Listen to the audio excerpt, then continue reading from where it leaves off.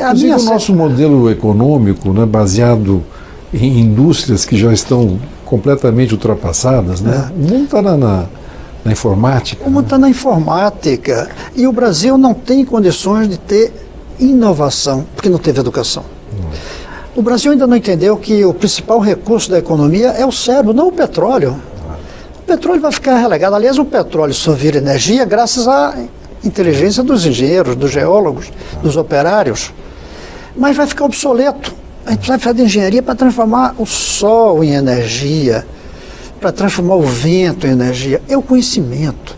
E o Brasil só tem 20% terminando o ensino médio com qualidade. Veja o que eu estou dizendo. Uns 40 e pouco terminam, mas a maioria sem qualidade. Imagine, então, como se a gente descobrisse 100 poços de petróleo e tapasse 80. Seria um escândalo. Mas a gente joga fora da escola 80% dos nossos jovens e ninguém se escandaliza. Falta capacidade de escandalizar o Brasil com a falta de educação. No caso da escravidão, conseguiu-se escandalizar o Brasil com a escravidão. Mostrar que a escravidão impedia o progresso, quebrava direito e não era humano. Negar a escola a uma criança não é humano, rompe com o direito e emperra o progresso. Ou seja, senador, nós estamos ficando para trás como nação. Né? Estamos ficando para trás, isso não há dúvida nenhuma. O Brasil está ficando para trás. Peguemos a educação, a gente melhora, mas os outros melhoram muito mais. E as exigências por educação muito mais. Então, o mundo não pode mais ter como um país de ponta aquele que não investir muito na educação. Senador, o senhor foi um dos criadores do Bolsa Escola, o Bolsa Família, né? Mas isso não basta, né?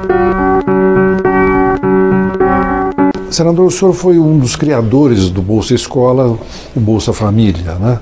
Mas isso não basta, né? Não, longe de bastar, salvo se fosse como Bolsa Escola, que era a Bolsa e a escola.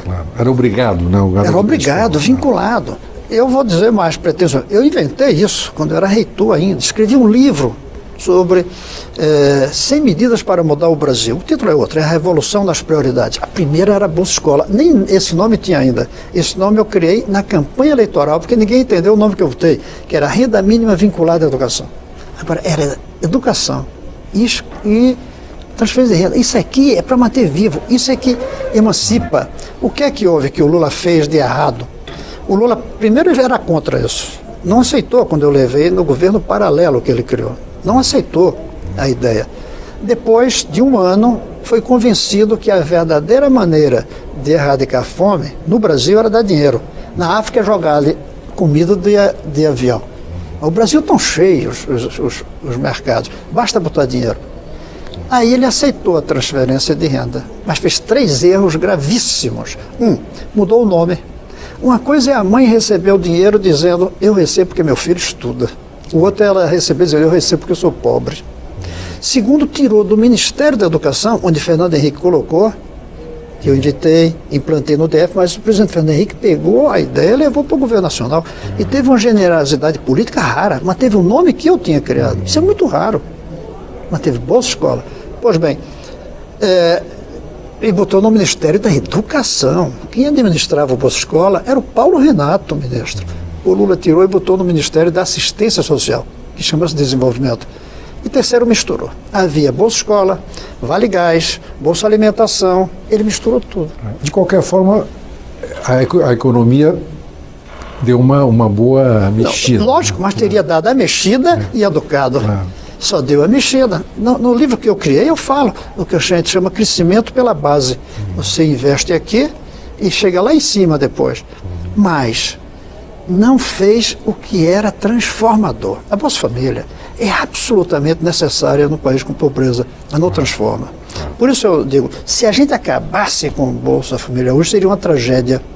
Mas se daqui a 20 anos a gente ainda precisar dela, vai ser uma tragédia histórica. Agora, senador, nós estamos, claro, falando de uma forma geral e maior, né, do Brasil, mas nós estamos num momento de grande dificuldade agora, né? Como será que o Temer vai ter que governar esse país se o presidente sair, lógico, nesses 180 dias, né? Que rapidez que tem que ser essa? Né? Para mim, um dos pontos mais dramáticos da decisão que eu vou ter que votar aqui... O senhor não decidiu ainda? Eu decidi votar pela abertura. Claro que já há suspeitas para justificar, analisar se a presidente deve sair. Mas é tão dura a decisão que eu vou me guardar para julgar, veja bem, julgar. Eu vou colocar a dimensão legal, não vou ficar só político. Eu me guardo para fazer isso quando chegar aqui, quando eu debater, quando ver as defesas. Aí alguns dizem, mas já vieram de lá, é diferente. Aqui é outra coisa. Vamos trabalhar. Mas voltando ao que eu dizia, um dos pontos mais difíceis de tirar a Dilma é que a gente também põe o Temer. A gente não está só tirando um presidente, a gente está colocando outro. E me chocou muito, durante o debate lá na Câmara, que não parecia que era um debate para tirar ou não tirar o presidente. Parecia um debate eleitoral entre Dilma e Temer, com dois comitês, um no Alvorada, outro no Jaburu. A sensação que eu tive, esses caras estão disputando quem vai ser o presidente, e não se tira ou não uma presidente que cometeu erros e mais erros, que eu denunciei tanto aqui, e sempre que pude. É duro a gente perceber que vai colocar um governo que a gente não tem entusiasmo. Eu não tenho medidas entusiasmo. o Temer vai ter que tomar rapidamente para... Dois tipos de medidas e que se contrapõem. Primeiro, medidas do ajuste fiscal, que a presidente Dilma, que cometeu o desajuste, não teve competência, persistência, nem quis levar adiante os ajustes. Ela não foi competente, ela não soube fazer, ela não quis fazer. Ele vai ter que fazer. Ao mesmo tempo, ele vai ter que ganhar a opinião pública. E essas coisas são meio conflitantes. Porque a opinião pública não vai gostar de saber que houve redução de gastos, a não ser que ele escolha e gaste, por exemplo, diminuindo o gasto do Congresso, conseguir, da Justiça, que a gente gasta mais do que precisaria para funcionar, a não ser que ele toque nos gastos que o povo aplauda. Dizem que ele vai reduzir o Ministério. Reduzir o Ministério é importante simbolicamente, porque o gasto do Ministério mesmo é o motorista, o ministro e a secretária. O resto é um corpo de gente que vai ter que trabalhar. É do Estado, né? Se não para. É verdade, tem muitos cargos comissionados no Brasil. Mas vai precisar tocar nesses cargos, vai precisar reduzir gastos em muitos lugares. Então são duas linhas que ele precisa. Fora talvez aumento de impostos, né? Que ninguém quer, não é? Aumento de impostos, que tirará a legitimidade numa carga tão alta como nós já temos. Vai ser muito difícil o governo Temer se houver o impeachment. E eleições? E eleições? Eu, por exemplo, acho que a saída seriam eleições antecipadas. Em momentos especiais, temos que buscar soluções especiais.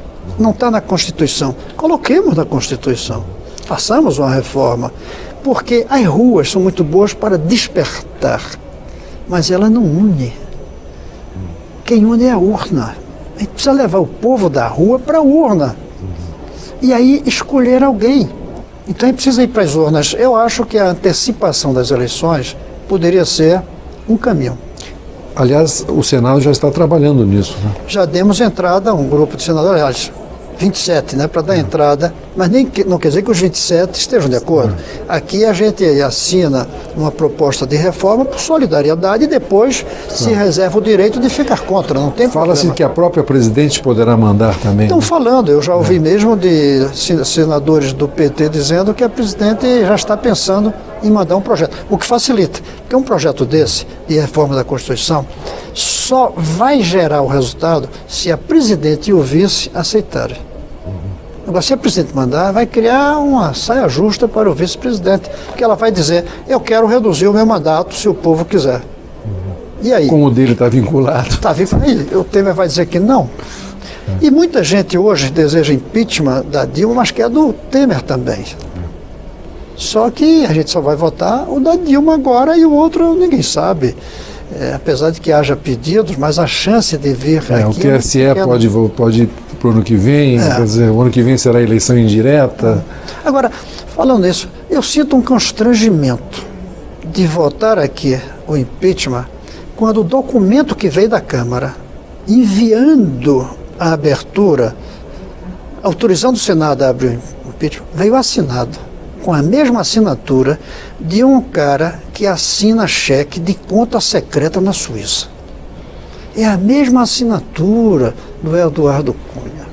A assinatura que ele usa para mobilizar dinheiro secreto que ele escondeu na Suíça, ele usou em nome da Câmara para autorizar a abertura de um processo de impeachment. Isso é constrangedor. Não vou negar. Isso é constrangedor na hora de eu dar meu voto. Obrigado, senador. Sempre é bom falar com você.